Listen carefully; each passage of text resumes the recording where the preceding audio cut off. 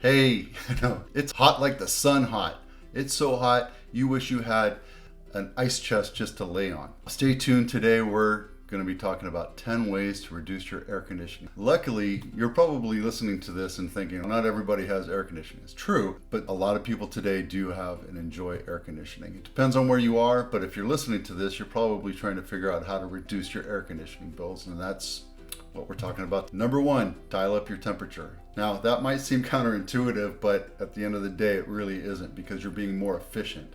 And if you run your household at a consistent temperature all the time, then you're not going to have to worry about it. Or increasing your temperature 10 degrees, because most people think 68, keep it up to about 78. That 10 degrees of temperature, it's not that big of a deal, and you're saving a whole lot of electricity. That's number one. Make sure to stay to the very end, because I actually have an 11th tip for you. Number two, use a programmable thermostat. Now, again, the old mechanical ones weren't as accurate. The newer ones, they're digital, and you can actually get like a Nest or whatever and program it through your app, through your phone, which is really, but even a standard programmable one costs you $30, $40, and it will start engaging the air conditioning during the hotter times of the day, as well as keep it off during the cooler times of the day. Number three, close curtains, blinds, shades. The more you keep it shut, the more you're gonna deflect the heat that comes through. Obviously, when it gets hotter, you're gonna close the windows and doors, but keeping the shades on and your curtains, it actually acts as an insulator. Number four, become a fan of ceiling fans. Now, in every one of my kids' rooms, we have ceiling fans, and they have it running pretty much all the time, and you're having air circulate all the time, which might feel like it's the same heat, but when you have air rushing, it feels a little bit cooler. As a matter of fact, I run with two fans in my room, one right on my face, so it keeps me from snoring. But also, I have air circulating throughout the room most of the night, and it just feels cooler to me that way. It might be 80 degrees, but when you have the fan or the ceiling fan going, it just feels like you have a little bit of a draw, and it cools your body down a whole lot more. Number five, weather strip doors and windows. Now, you hear of leaky rooms, leaky walls, leaky doors, leaky windows. I actually, down here on this step, I can tell you that for the longest time before I moved in, there was a big 1/4-inch gap right underneath the stair, and it went right into the underfloor, the subfloor. Completely ineffective. As a matter of fact, when the air conditioning starts running, sometimes you would smell that dank smell from underneath, and I closed that up the first couple of years that I owned it. So just weather stripping and sealant, caulk it, make sure you get all that taken care of. I know they talk about that in how to prevent rain from coming into your house videos, but it does help a lot. Number six, replace air filters every couple months. Now, again, that's almost like a no-brainer, right? But it gets expensive because you have to take out those paper air filters, and they're a couple bucks a piece, and you have to do it every 3 months, and just consistently, it's just an added cost, and sometimes you push it. Actually will hurt your air conditioner, heat the fan inside your HVAC system, because it has to work a lot harder, especially if you have dogs or you live in a drier area. You're always collecting dust and hair on that.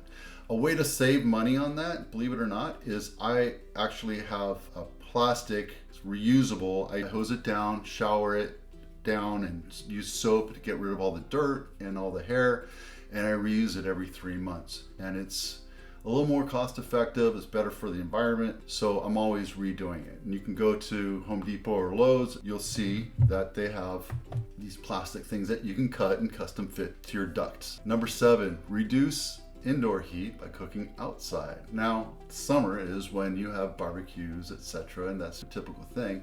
I know a lot of people out here that actually grill and their barbecue almost every evening, and it's quite smart to do that, because if you're heating up your kitchen, your whole house has to be cooled down eventually because of that heat. And if you're just going to cook some meat or what have you, do it outside. Number eight, throw heat some shade. Now, your air conditioner, that big loud fan that's in your backyard, that actually gets really hot, and because it exchanges heat from the inside to the outside, and it blows it out and consistently cools the coils that are next to your heater and blows cooler air out into your house. If you have a shade over that, either a tree or I wouldn't say bushes because sometimes they'll start to encroach into the area, into your condenser area. But if you have an umbrella or a shade, a tree or something, it'll actually help keep that machine stay more efficient. It's very true. And a little side note, if you have a pool, you can actually get a heat exchanger for that air conditioning condenser for your house and connect it to your pool, and it will exchange the heat into the water and use your pool as a cooling system and heat up your pool at the same time. There you go. Number 9, let the humidity tell you what settings you're going to have your fan on. And that's an important one because slower air tends to capture humidity a lot better than fast moving air. And it doesn't really matter why you have to worry about it, but just put it on slow. And actually, if you have it running all the time at a higher setting, that air is going to collect the humidity and it'll be separated in your HVAC system. So it'll actually dry out your home a little bit faster, a little bit better. We just went to Cape Coral and we rented a house there for a week, and we noticed that the air conditioning was set to high and it had a very damp feeling inside the house. When you run air conditioning, it tends to suck up the moisture in the air. It's actually a good thing. Number 10, upgrade your windows. Now, a lot of homes still have single pane windows. They might be crusty on the end, not very efficient, not very sealed tight, but with dual pane windows, there's an R rating, an insulation value that will actually help prevent heat escape, keep that cool air inside. So consider upgrading. I know it's an expensive cost, but at the same time, it will bring a better joy to life all the way around because your air conditioning won't be running as hard or as often. And number 11, the bonus tip, when it's cool outside, open your windows. You're not gonna get sick unless somebody sneezes on your window, but open the windows and let the hot air out when it's cool outside. It starts to cool down and you can open up all the windows. Heat rises, but cool air will suck in as hot air rises out of your bedrooms and your top floors. I enjoy having fresh air in my house. During the long winter months, we keep our windows closed, our doors closed, and I can feel like a dank, musty smell, and there's nothing better than having some fresh air in your house. All right, now you know how to save money on air conditioning bills. The next video I want you to watch is things to expect when you're selling in a home in a not so hot market. Right here, down below. Make sure to click.